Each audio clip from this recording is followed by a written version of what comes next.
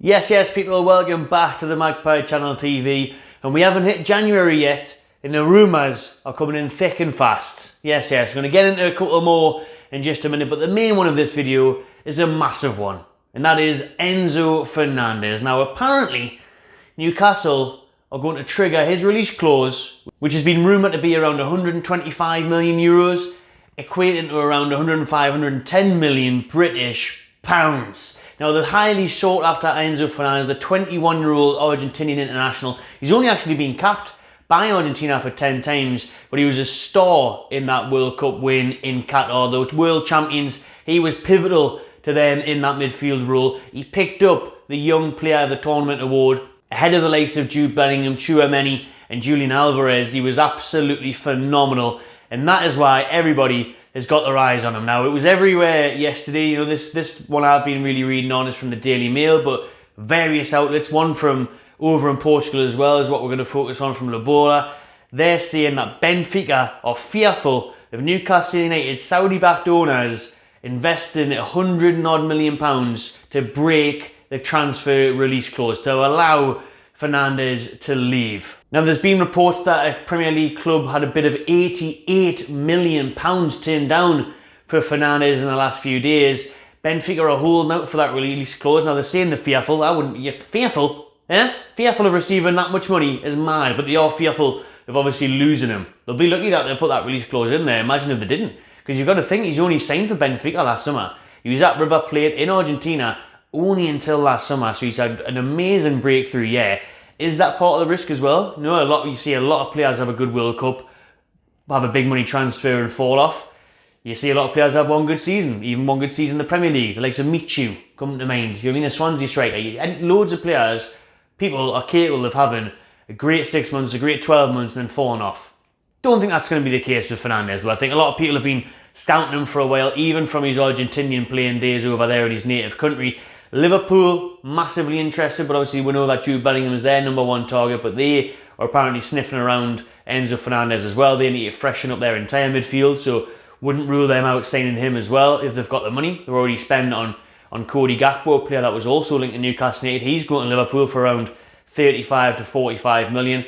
Other teams interested is Arsenal, Manchester United and Manchester City, as well as Chelsea. Now, Chelsea are the lead in the race as well. Apparently, the other reports, loads of news outlets are reporting that it is Graham Potter and Chelsea's number one target in January is Enzo Fernandez. They want that young midfielder to again bolster their midfield, an aging midfield, and a midfield that's got contract issues as well that we'll get into in a minute. Another player linked with Newcastle is a certain Chelsea midfielder that we'll talk about in a minute. But for now, we will focus on Enzo Fernandez. So will Newcastle United actually be paying over £100 million for a midfielder in January? Will they be triggering that release clause for Enzo Fernandez? Now, Eddie Howe was asked about Enzo Fernandez as well in his press conference the other day, and he said, I'm a big fan of his, he's a brilliant player, but I imagine the transfer fee will be very lumpy. Lumpy is the way Eddie Howe described it. It is lumpy. There's loads of lumps in there. It's heavy, lumpy and expensive is Enzo Fernandez, but it's because he's one of the best young talents in the world. Alan Shearer during the World Cup as well also said that instead of in blue and white, Enzo Fernandez would look brilliant in black and white. So Shearer's a big fan, Eddie Howe's a big fan, but the big price tag will probably be a bit much for Newcastle so soon. Now, honestly, I wouldn't be massively surprised if we went and did this. I wouldn't, because, you know, this whole thing about FFP and everything's a load of bollocks. We're already getting the sponsors through the door. We're already changing the way we work as a club, so that gives us some leg room. Because of the way Mike Ashley ran the club, we can literally spend 500 to 800 million pounds without getting punished for FFP. The reason we don't want to do that is because we want to stagnate it over years. So yeah, we could spend 500 million next month, but then it would mess you up for years to come. So we're not going to do that. That's the part of FFP we're not going to do. We want to get these deals in places, maybe like a name and rights, bigger shirt sponsor deals, training ground sponsors. All of that will allow us to battle FFP in the near future. So I wouldn't rule out that could be your one signing. You know, we spent nearly 100 million last January. You could just spend Fernandez, that's it, that's all we need. Right, and a loan signing, Pulisic on loan or something, and that's it. You need any young right back, that could be it. That wouldn't surprise us. It honestly wouldn't surprise us if we went for that. Imagine that midfield, man, of Bruno Guimaraes and Enzo Fernandez. I would say that's probably the best midfield in the Premier League if you do that. Honestly, right up there with Man City's. Honestly, that would be a scary, scary duo in the middle of the park, Fernandez and Guimaraes. Enzo and Bruno. Oh, yeah, frightening how good that would be. And that's why I think the owners don't want to go spending that much money on one player. But if that one player is one of the best players in the world and you can get him, then why not? He's 21 years old.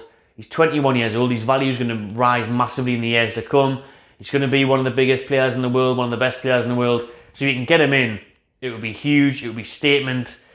But if I had to say whether it's going to happen or not, I would lean towards no, because I just think Benfica are going to lose him. I think Benfica are resigned to lose him. They wanted to keep him until next summer.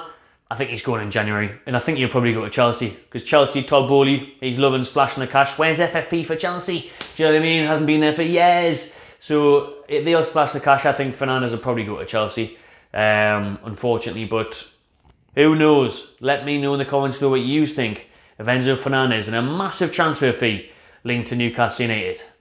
Now then, with Chelsea wanting to sign Fernandez and freshen up their midfield, get some younger players in, Newcastle United have been linked with Chelsea's Italian midfielder Jorginho. Now, Jorginho is in his last few months of his contract. Contract talks have stalled, so it's looking likely that he's going to leave, and Newcastle are going to try and tempt Chelsea to get rid of Jorginho with a bit of money. Just have a little bit of money, because you're losing him for free in the summer. He doesn't want to be there. Talks of a new deal has stalled, whether that be from Chelsea side, the player side, probably a bit of both. And he knows that they're wanting these new midfielders, so he wants a starting place. 31, Jorginho, not too old, still got it, still a very, very good player, Premier League proven, Italian international, so he has a lot to offer.